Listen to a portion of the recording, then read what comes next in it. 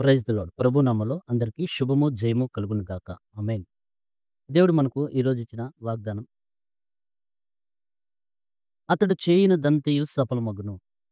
కీర్తనల గ్రంథం మొదటి అధ్యాయం 3వ వచనంలో ఉంది. అతడు చేయునదంతయు సఫలమగును. అయితే ఈరోజు ప్రతి విశ్వాసి చేసేదంతా సఫలమవుతుందా? అలా సఫలం అవ్వాలంటే, ప్రతి విశ్వాసి జయం పొందాలంటే, ఏ రంగంలో ఉన్నా జయం పొందాలంటే ఏం చేయాలి? ఎలా నడుచుకోవాలి? ఎలా జీవించాలి? అన్నది ప్రభువారు మనకు చెప్తున్నారు. కీర్తనల గ్రంథం మొదటి అధ్యాయం మొదటి వచనం చూద్దాం.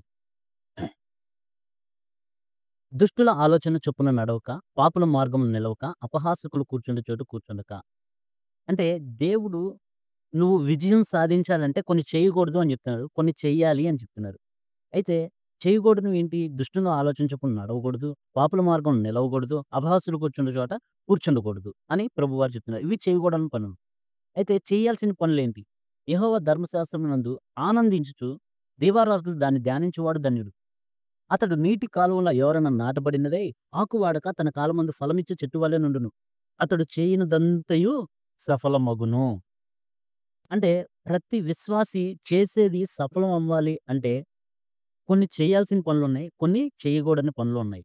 అయితే చేయకూడని పనులు చూసాము. చేయాల్సిన పనులు చూసాము. అయితే మనకు విజయం రావట్లేదు. ప్రతి సమస్యలో మనకు విజయం రావట్లేదు. మనం చేసే వ్యాపారాల్లో విజయం రావట్లేదు.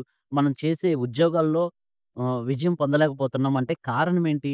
మనం చేసే పనులు, మనం చేయకూడని పనులు మనల్ని మనం ప్రశ్నించుకుంటే దేవుడు సూటిగా మనకు మాట్లాడతారు. అయితే మనం ఏం చేస్తున్నాం? మనం ఎలాగ నడుచుకుంటున్నాం? ఎలాగ నిలబడుతున్నాం? ఎలాగ కూర్చుంటున్నాం? దుష్టుల ఆలోచన చొప్పున నడవకూడదన్నారు. మరి ఎలా నడవాలి? దుష్టుల ఆలోచన చొప్పున నడిస్తే ఏమవుతుంది? దుష్టుల ఆలోచన చొప్పున నడిస్తే దేవుని చిత్తం మనలో నెరవేర్చబడదు. దేవుని చిత్తం మనలో నెరవేర్చబడనప్పుడు మనం ఎంత చేసినా, ఎంత సంపాదించుకున్నా, ఈ లోకమంతా సంపాదించుకున్నా, పరలోకం పోగొట్టుకుంటే మనకేం ప్రయోజనం? దుష్టుల ఆలోచన చొప్పున నడిస్తే దేవుని చిత్తం మనలో నెరవేర్చబడదు. దేవుని సన్నిధి మనకు తోడుగా రాదు. తోడుగా ఉండడు దేవుడు.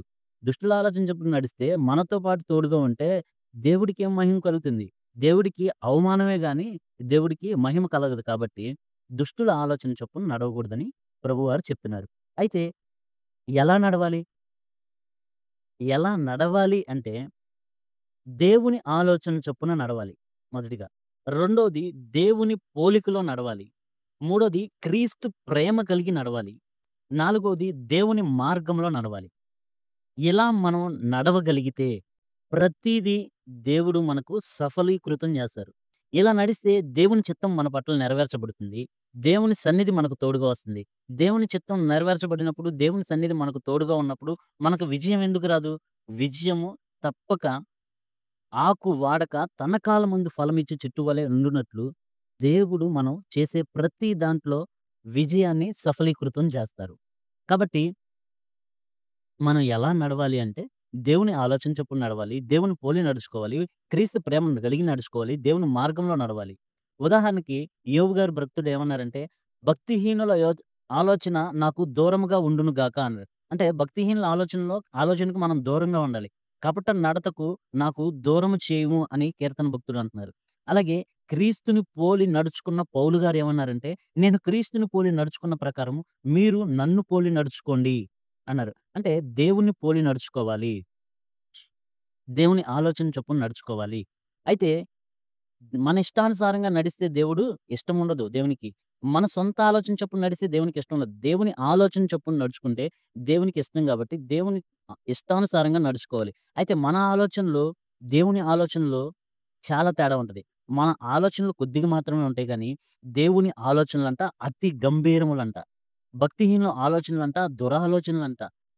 దుష్టుల ఆలోచన హృదయంలో ఉండకుండా దుష్టులు కీడును గురించే ఆలోచిస్తారు కాబట్టి, అటువంటి ఆలోచనలు ఉండకుండా వాళ్ళు కీడు మార్గంలోనే ఎళ్ళాలని అనుకుంటారు కాబట్టి, అట్టి ఆలోచనలు దూరంగా ఉండి, దేవుని ఆలోచనలు కలిగి, దేవుని పోలికలను కలిగి మనం నడుచుకుంటే, మనం చేసేదంతా సఫలీకృతం చేస్తారని దేవుడు వాగ్దానం చేశాడు. ఇట్టి వాగ్దానం మనకు, మన కుటుంబములకు నెరవేర్చబడును గాక. ఆమేన్.